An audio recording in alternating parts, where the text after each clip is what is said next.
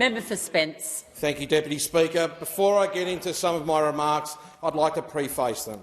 As a proud Transport Workers Union member and former union official, I shed no tears seeing Alan Joyce's time as Qantas CEO end tomorrow. I'd echo similar sentiments to what was in a media release issued by the Prime Minister back in 2015, when he commented on the announced retirement of the then chairman of the Sydney Airport Corporation. One word: good.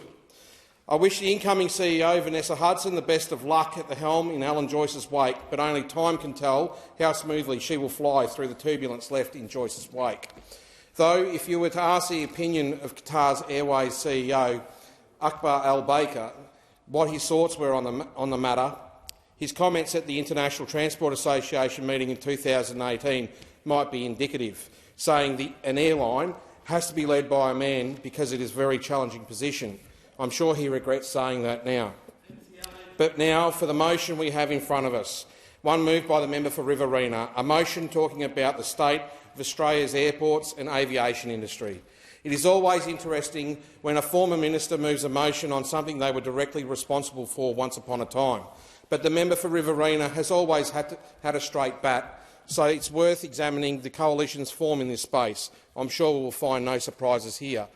With this in mind, it's worth returning our focus over to Qantas, an airline that received billions of taxpayer dollars provided to the company as a blank cheque, in fact.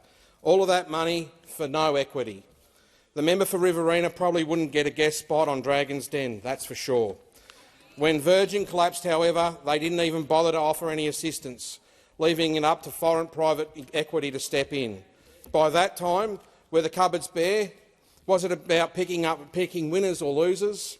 Or was it an indication that the former government, in their own perverse way, saw the national significance of Qantas and the bailout was, in their own way, saying they were doing this to act in the national interest? If that were the case, their advocacy for Qatar Airways is a departure from that initial stance. How much of a departure? Well, the member for Riverina should feel a bit of déjà vu with the current situation because, after all, as the minister responsible back in 2018, when the ask was put on him by Qatar Airways for more air rights, well, in the member for Riverina's own words, you can't have an airline coming in from overseas and just undercutting to the point where Australian jobs are at risk and Australian airlines are placed at a disadvantage. We can't have an airline with very deep pockets undercut, and then people going to them as opposed to an airline that may be a majority Australian-owned and unable to compete with this unfair undercutting of prices. Oh, are your words.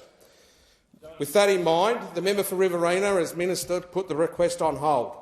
Why would he do that? He claims it was because he was new. He had his training wheels on, Deputy Speaker. Yet, when it was approved, 4 years later I might add, it was approved with multiple safeguards in place to prevent the abuse of market power, a unique set of safeguards I might add. In the present day, however, the commentary by other airlines such as Virgin, comments made by Flight Centre, their comments are based solely on commercial considerations and not on what is best for Australia, what is in Australia's national interest. And frankly, I can't fault them for that at all, but it is something governments must have at the forefront of its decision-making.